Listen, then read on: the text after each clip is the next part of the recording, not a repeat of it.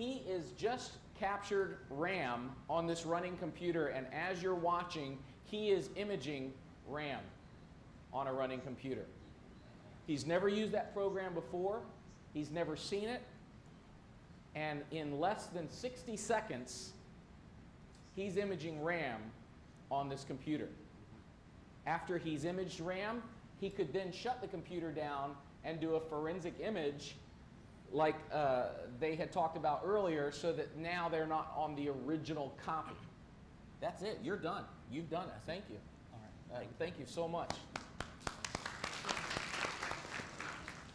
So that's how easy imaging RAM has become, is that you can walk up and in just a matter of seconds, you know how to image RAM. And that's just going to continue to image. Matter of fact, I'll cancel it because there's no reason for us to finish imaging it. But I just wanted to show you how easy imaging RAM was. That's a program called FTK Imager. It's free. I love free, right? And you can put that program on a thumb drive so that if you walked into a search scene, somebody's house or business, and their computer was running, before you pull the power on the back of the computer, or before you shut that computer down, you simply take your thumb drive with FTK Imager on it, stick it into that computer, start FTK Imager. It doesn't have to be installed or anything. It runs right off the thumb drive. And I think about 3 clicks, and less than 60 seconds later, he was imaging RAM. So see if I can cutting out the battery.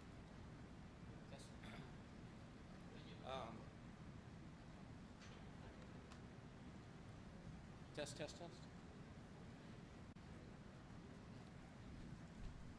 Now, once you've imaged RAM on that running computer,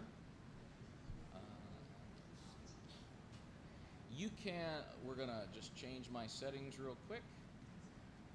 Once you've imaged RAM on that running computer, you can then take it and analyze it. And I'll show you just 1 second what it looks like to analyze, how easy it is.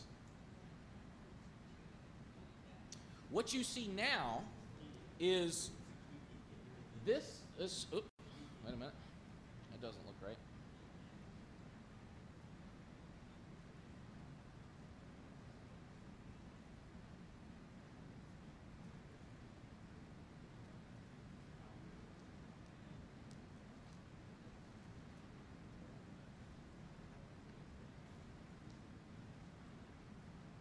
There we go. All right, so this is the RAM that was just imaged, and what we're doing is we're actually going through using a program called Volatility. This is another free program, and we're going through and we're actually listing all the running processes. Now, this part is a little bit more difficult than the other, but this is all the open network connections. All the open network connections. You can see the closed processes. Yes, okay, you can hear it. I just, all right, there we go. Now what you're doing here is inside RAM, as you see, and this is just a program called Volatility, we're showing all the memory modules loaded into RAM. If there was a virus, if there was a backdoor or a Trojan, if there was somebody connected remotely controlling the computer, it would actually be shown right here. Their IP address would be listed. This that you just saw run through the screen is a list of every file that's currently being used on that computer or open on that computer and what program is using it. So this is a way that if you image RAM, that you can defeat the defense that this was a Trojan or this was some Russian hacker remotely controlling my computer. All of this is, it gets a little bit more difficult to analyze the RAM, but all you want to do is just make sure that you image RAM.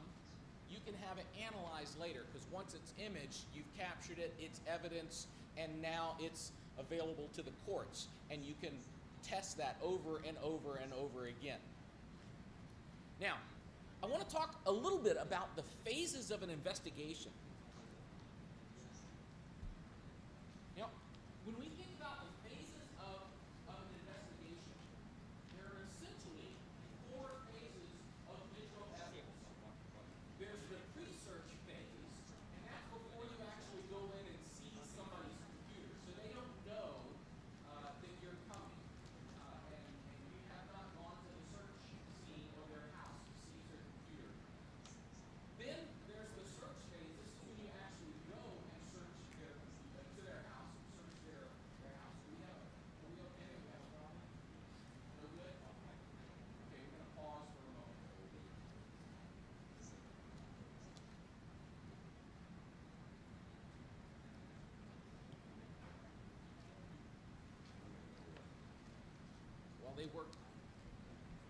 while they work on that, I will try to sit down and talk. Sure. There we go. That's all right. All right.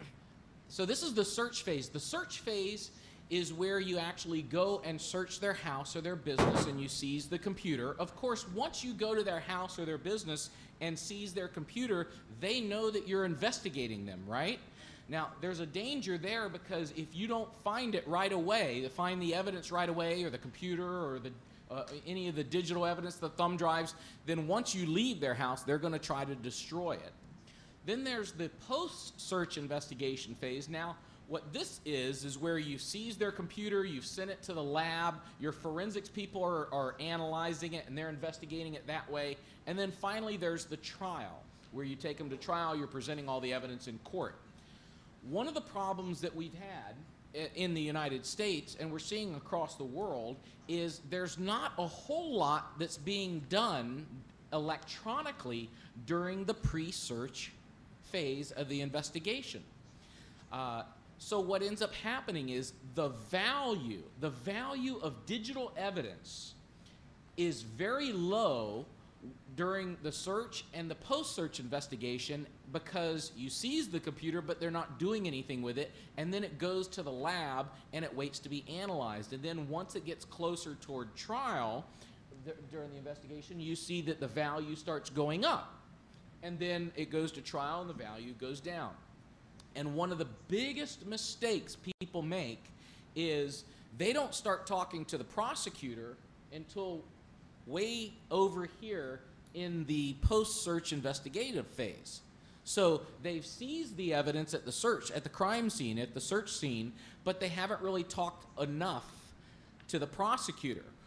What we have found is the sooner you start talking to the prosecutor throughout the entire investigation, the better the investigation is, the better the prosecution is, because if the prosecutor is not going to use a particular set of emails, testing, okay, now, yes, this is good, very good, all right. Thank you so much. I just have a hard time sitting down and talking. So if you don't talk to the prosecutor until this part of the investigation, what happens if you spent 20, 30 days, 2 or 3 months investigating a particular set of emails that the prosecutor doesn't plan on charging? That's wasted time. But if I start talking to the prosecutor early and say, Mrs. Prosecutor, I found, so far, here's the evidence that I found, the prosecutor can tell me this is wonderful. This piece and this piece of evidence is exactly the information we need. Can you find out more about these two? But these two pieces of information we don't care about. Yes, they're a crime, but we're not taking them to court for that, or we won't get a conviction for that. So don't worry, don't waste your time here. Now, law enforcement is working as a team, and it's smarter, working smarter, not harder, right? Because if the prosecutor doesn't get what he or she wants, then I've done a lot of wasted work, right? So we've got to definitely talk to the prosecutor a lot more and earlier on in the investigation. The other reason, the other thing that we've got to think about, remember when I told you that there's not a lot of value here in the search phase or the pre-search phase? How many, I think we've already said, a lot of people have web-based email accounts. Everybody has a Gmail or a Hotmail or a Yahoo account or something like that. What do you think is going to happen the second law enforcement takes that computer from their house and they know that you're investigating them? That criminal, and we're seeing this almost every day now in our cases, that criminal immediately, if they're not in jail, they immediately log on to their email account and they start erasing all those messages at Google or Hotmail or wherever. Wherever those email messages are, they're gone. If you did not know that they're there, you can't preserve them and keep them from being deleted. We were very fortunate in a couple of situations where there was a fraud case that we were working, and we were assisting on, and they called our office, and they said that they were going to do a search warrant. We actually found that they had an email account before they did the search warrant. We called Yahoo and said, preserve all these emails. Don't let anything get deleted. We served the search warrant. Immediately, the criminal tried to delete 697 emails. 697 emails, Yahoo said, they tried to delete the day after you did the search on their house. But because we had asked them not to let anything get deleted, a preservation order, they gave us all 697 of those emails. Included in those emails were evidence of weapons trafficking, where they were actually communicating about not just the fraud, but they were using the money in the fraud scheme to purchase weapons to sell to people that they shouldn't have been selling them to. Another thing to think about is social networking. We talked about social networking before. If you don't know that they're on Facebook or MySpace or Orkut or what have you, whatever social networking website, then as soon as you leave the crime scene or the search scene, they're going to start deleting all that information. So you have to know about that. And even more, what we're seeing now is not just the social networking. We're seeing huge amounts of email, online email being deleted or attempted to being deleted during our criminal investigations. But now, I think I mentioned it earlier, our criminals are getting smarter about keeping evidence of their crime on their actual computer, and they're using these websites like Dropbox or iDrive or FileDropper, and these are all hard drives on the internet. So these are nothing but hard drives up on the cloud where they're storing all their information. And as I said, one of these devices here, the iPad, is one of the biggest reasons that we're actually moving more and more to living in the cloud. And we, as prosecutors and law enforcement, we need to know about this so that we can identify that evidence that's out there in the cloud before they get a chance to delete it. And if you don't, evidence in the cloud, it waits for nobody. As soon as somebody says delete, if you haven't put a preservation order, it's gone. So now what we're saying is, when you're doing an investigation, one of the most valuable things you can do early in your investigation is this thing during the pre-search phase called online reconnaissance, which means, can you get online and see if you can find out, does this person have a Gmail account? Have they posted emails out there? Do they have a Facebook account? Because maybe you can see their Facebook account. In some cases, they don't have their Facebook account locked down, so you can see everything.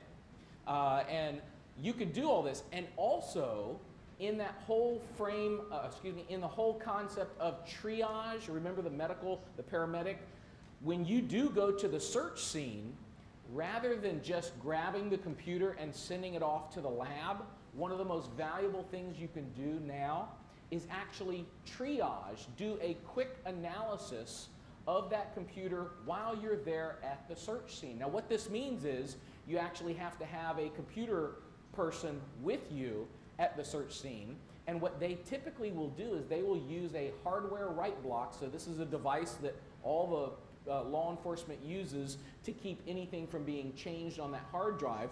They attach it to the hard drive, and then they can look at all the information on there without changing any of the information, without changing the dates and times, etc.